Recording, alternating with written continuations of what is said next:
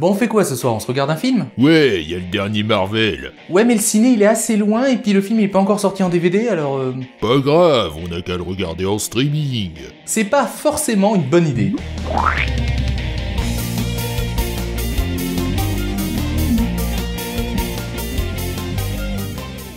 Ah, le streaming c'est bien pratique, qu'il soit légal ou pas d'ailleurs. Il suffit de taper le nom du film sur un moteur de recherche et de rajouter streaming à côté et en quelques clics t'es devant. Et ce serait encore mieux si c'était vraiment aussi simple. Diffuser des œuvres en streaming sans autorisation c'est illégal. Donc forcément les sites qui proposent ces services se rémunèrent avec des pubs toujours plus intrusives et il y a d'autres dangers de type arnaque et des choses comme ça tout le temps. Et puis même les offres légales de streaming sont pas toujours les plus intéressantes. Ça fait des années qu'il y a une espèce de flou général autour de la légalité ou pas du streaming. Déjà moi quand j'étais ado on craignait qu'une chose, c'était de devoir débarquer la police et de devoir arracher le disque dur de l'ordinateur en urgence pour aller le balancer dans les chiottes pour effacer toutes les preuves. Aussi, avant d'aller plus loin, je pense que c'est intéressant de faire un tout petit point sur la légalité du streaming.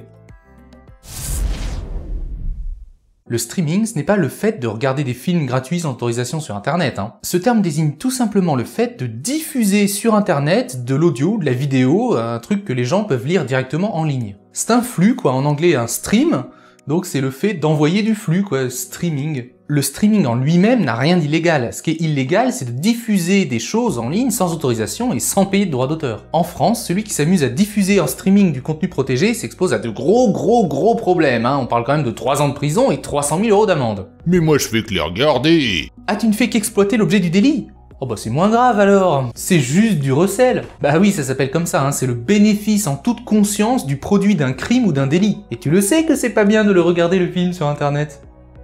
Enfin, je pense. Mais les condamnations concrètes ne tombent pas souvent. Pour l'instant, ceux qui ont des gros problèmes, en fait, c'est ceux qui mettent en place le streaming. D'ailleurs, notez que si le film est assez vieux, il tombe peut-être dans le domaine public. Le quoi? La magie du domaine public, c'est que tu peux utiliser la chose sans risque, sans payer les droits d'auteur, parce qu'il s'applique plus. Enfin pour ça il faut quand même qu'il soit écoulé au moins 70 ans depuis la mort des auteurs. Oui, autant vous dire que le dernier Spider-Man n'est pas prêt de tomber dans le domaine public. Par contre, des films du début du siècle dernier, ça passe. Et aux États-Unis par exemple, c'est différent, ça peut aller jusqu'à 120 ans de protection après la mort de l'auteur. C'est pour être bien sûr que tout le monde soit mort. Et d'ailleurs aux États-Unis c'est rigolo parce que Mickey. Faut savoir que Mickey a été dessiné en 1928, et à cette époque-là, la protection durait 56 ans. Donc depuis 1984, Mickey devrait être dans le domaine public. Perdu, parce que Disney a plein de copains au congrès, et de l'argent surtout, et donc ils ont réussi à faire rallonger la durée de protection jusqu'à 75 ans. Non, parce que sinon Disney peut couler, et c'est quand même une sacrée industrie là-bas. Sauf que ça nous ramène en 2003. Donc depuis 2003, Mickey devrait être dans le domaine public.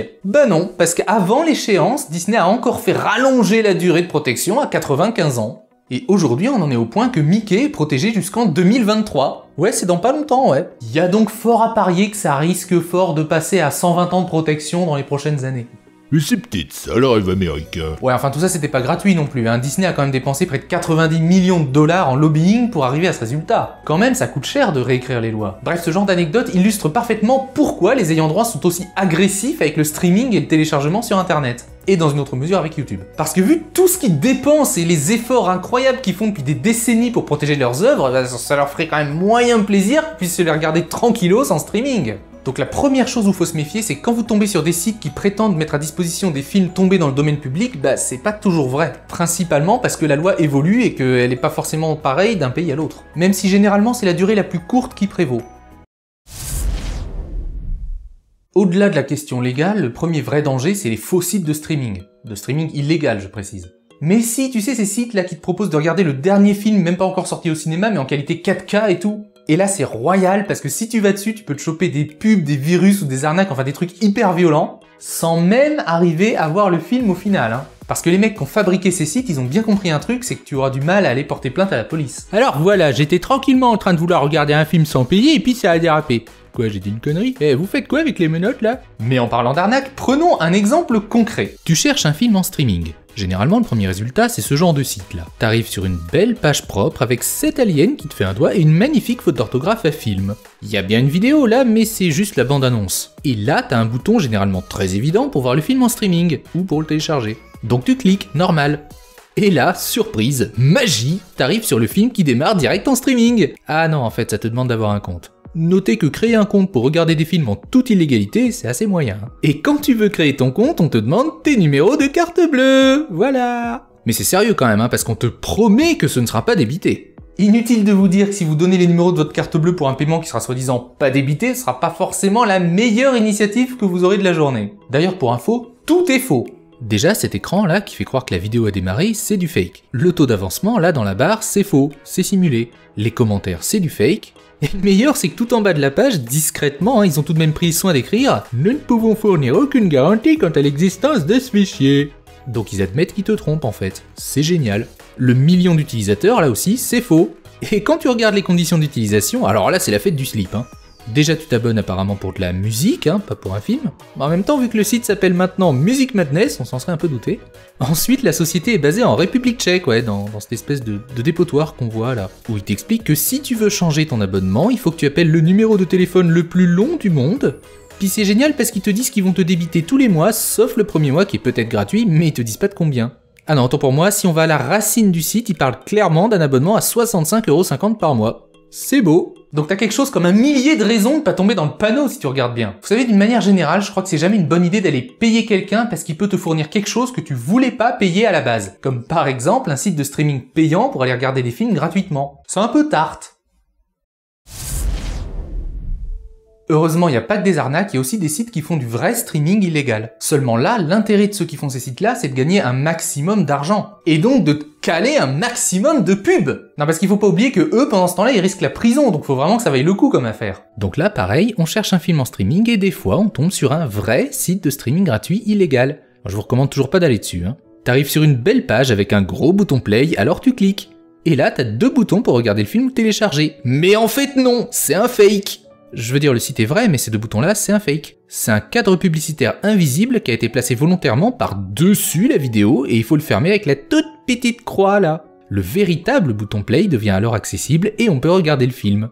Mais comment on fait alors pour reconnaître les vrais des faux boutons? Bon, c'est beaucoup sur l'expérience personnelle, on cherche la petite croix, on apprend à reconnaître les encarts de pub, les formats, les choses comme ça. Et encore, là dans l'exemple c'était simple parce qu'il y avait qu'une couche de pub, mais en fait il y a des fois où il y a plusieurs couches de pub à fermer avant d'atteindre le vrai bouton play. Puis il y a d'autres sites qui s'amusent à vous ouvrir tellement de pubs, vous savez, derrière les fenêtres, qu'à force ça fait planter l'ordi. Ou autre conséquence catastrophique si jamais vous avez pas d'antivirus. Mais des fois ça fonctionne. Ceci étant dit, non, je ne vais pas vous recommander d'aller sur les sites illégaux de streaming en ligne, et je vais pas non plus vous donner des bonnes adresses, tout simplement parce que le problème est inhérent à la nature de ces sites. Le fond du problème vient des pubs, je vous explique. Quand tu crées un site web et que tu veux le monétiser, tu fais appel à une régie publicitaire qui va en fait placer des pubs sur ton site web et te payer selon le nombre d'affichages. Des régies publicitaires, il y en a des sérieuses comme Google AdSense qui vérifient bien les pubs, qu'il n'y a pas de virus ou qu'il n'y a pas de saloperie ou d'arnaque ou de choses comme ça. Seulement, ces régies publicitaires de qualité ne vont jamais aller faire affaire avec des sites qui font des trucs illégaux. Donc le propriétaire d'un site de streaming illégal va devoir se rabattre sur d'autres régies publicitaires, souvent nettement moins sérieuses. On parle de régies publicitaires qui vont accepter l'argent de n'importe qui et placer n'importe quoi sur le site, dont notamment des faux boutons téléchargés, des faux boutons play, des faux boutons d'abonnement, des choses comme ça. Mais aussi des pubs financées par des gens très mal intentionnés qui n'ont pour seul but que d'infecter un maximum d'ordinateurs avec des virus. Bah oui, les bots sur internet, vous savez les trucs là qui font plein de comptes automatiques, etc. Vous croyez que ça vient d'où?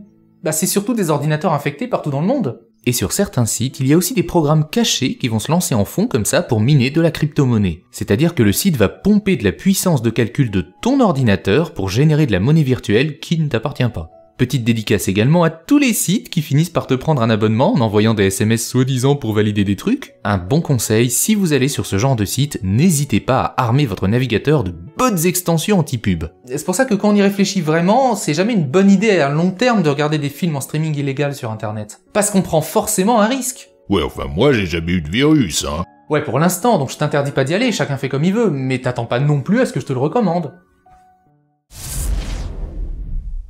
Et enfin, bien sûr, il y a aussi les sites de streaming qui ne sont pas des fakes et qui sont légaux. Et payants. Le premier qui vient à l'esprit, évidemment, c'est Netflix. Pas cher, grand catalogue de films et séries. Après, faut pas se leurrer, les tarifs vont augmenter dans les années qui viennent parce que là, ils sont pas rentables en ce moment.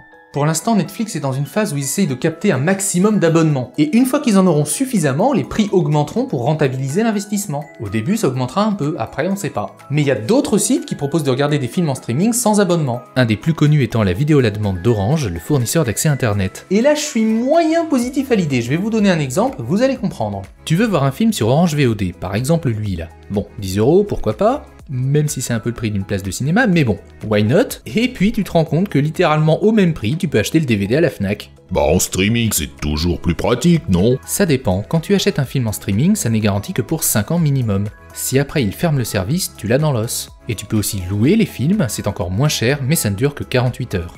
Mais dites-moi, bande de commerciaux agiles, vous nous aviez pas vendu que le dématérialisé serait moins cher parce que justement il n'y a pas à gérer la distribution et la production des médias physiques? Non, parce que si vous vendez ça au même prix, du coup ils doivent être vachement contents les actionnaires. Mais c'est pourri cette affaire. Ah, là où ils sont très bons chez Orange, c'est qu'ils ont intégré leur VOD dans toutes les Livebox TV. Vous savez les petits boîtiers qu'on utilise pour regarder la télé là avec la fibre ou la DSL? Parce que les téléspectateurs, ils bossent, ils en ont rien à faire, ils sont fatigués, ils veulent juste regarder un film tranquillement le soir. Donc ils vont aller au plus pratique, à ce qui est immédiatement disponible. Attendez, on leur propose un film directement là tout de suite en échange de quelques euros, et les mecs ils vont pas chercher à comprendre, à réfléchir, machin tout ça, ils sont fatigués, ils ont juste envie de dire allez, on prend, on regarde. Donc même si c'est pas toujours financièrement intéressant, bah comme c'est rendu hyper accessible, ça se vend super bien. Voilà pour les sites payants. Pour ma part, j'essaie d'éviter parce que je sais pas pourquoi, quand j'achète un film, j'ai envie d'acheter un film, donc de posséder quelque chose. Vous savez cette notion floue que comme quoi on donne de l'argent et en échange on obtient quelque chose de concret. Ouais, je sais, c'est un concept un peu vieillot, mais... Non, parce que les abonnements à vie, c'est bien rigolo, mais le jour où la société ferme, où il y a n'importe quoi, ou je sais pas, il y a pas internet, ben tu perds ta filmothèque. Après, oui, bien sûr, les DVD c'est moins pratique, parce qu'il faut lever ton cul, aller chercher le DVD et le mettre dans le lecteur. Ça a le mérite d'être plus concret, tu peux le revendre, tu peux le prêter à un ami, des choses comme ça. Mais là, c'est mon point de vue personnel, après chacun fait comme il veut, hein. Le streaming a évidemment beaucoup d'avantages. Mais il a aussi quelques petits inconvénients. Que ce soit légal ou illégal, le streaming c'est pas parfait. Et j'aimerais jeter quelques petites tomates pourries à tous ces petits problèmes qui, récurrents et mis bout à bout, gâchent quand même vachement le truc. On va commencer par les problèmes qui touchent aussi bien le streaming légal qu'illégal. Des fois ça coupe au milieu. Alors là c'est génial parce que t'es là, tu rafraîchis la page, et puis alors un coup ça marchera, puis un coup ça marchera plus jamais. Des fois ça ralentit. Bon, c'est pas grand chose, hein, des petites coupures de 2 secondes, mais toutes les 10 secondes. Ou toutes les secondes aussi. Sans oublier les problèmes de langue, tu cherches une version française et tu te retrouves avec une version française québécoise. Pour peu que tu sois pas habitué à l'accent, aux voix et aux expressions, ça fait bizarre, hein. La solution c'est de chercher les versions françaises de France, VFF ou True French. Et au cas où vous en douteriez, oui, le problème arrive aussi sur les plateformes légales. Et après, on a tous les problèmes propres aux sites de streaming illégaux. Tu regardes tranquillement une vidéo en langue étrangère avec des sous-titres, et les sous-titres sont mal synchronisés, bourrés de fautes, ou encore les accents passent mal. Vous savez, c'est genre « oui, je me suis perdu dans la forêt », ou encore plus simple, le film est prétendument en français, puis en fait il est en tchèque. Puis des fois, tu te retrouves avec une qualité dégueulasse, filmée au téléphone portable dans la salle de cinéma, donc avec les gens qui se lèvent et tout, ou encore des erreurs d'encodage qui fait que ça glitch de partout. Ah, il y a de beaux fakes aussi, hein. Tu sais, c'est quand tu lances le film et qu'il est bien là, je dirais bien quelque chose qui se lance, mais c'est pas vraiment le film. Ça peut être un abruti qui s'amusait à monter la bande-annonce en boucle sur 1h30, ou un crétin qui a pas mis le bon film, ou un couillon qui a glissé des extraits de films porno en plein milieu. Si possible dans les scènes de suspense. Et bien sûr, que seraient les plateformes de streaming sans tous ces messages indiquant que l'hébergeur a supprimé la vidéo parce qu'elle était illégale? En conclusion, le streaming, c'est cool. Enfin, c'est quand même plus sérieux sur les plateformes légales que les autres, hein. Cela dit, à la décharge des sites illégaux de partage vidéo, je tiens quand même à rappeler un truc. Il existe des films, des versions de films qu'on retrouve pas dans le commerce. Et ces sites deviennent alors le seul endroit qui continue à les faire vivre. Et du coup, ils enlèvent de l'argent à personne. Et rien que pour ça, je pourrais jamais leur jeter la pierre, parce qu'ils participent à la sauvegarde de notre patrimoine culturel. Voilà, mais en ce qui concerne les sites de partage bidon, jetons-leur des tomates pourries. Parce que c'est faire de l'illégal sur de l'illégal. Ah, c'est artistique, hein. Et si jamais vous désespérez de trouver tel ou tel film, par pitié, mais sautez pas sur le premier lien venu. Sauf si vous voulez prendre un abonnement de musique à 65 € par mois. Bon, après, ça c'est votre problème. Merci à vous d'avoir regardé ou même soutenu cette vidéo. Grâce à votre soutien et vos dons, les tomates pourries évoluent régulièrement et constituent mon activité principale, et je vous en suis très reconnaissant. Comment? Toi aussi t'as regardé un truc en streaming et ça t'a pété la gueule? Raconte, promis on se moque pas.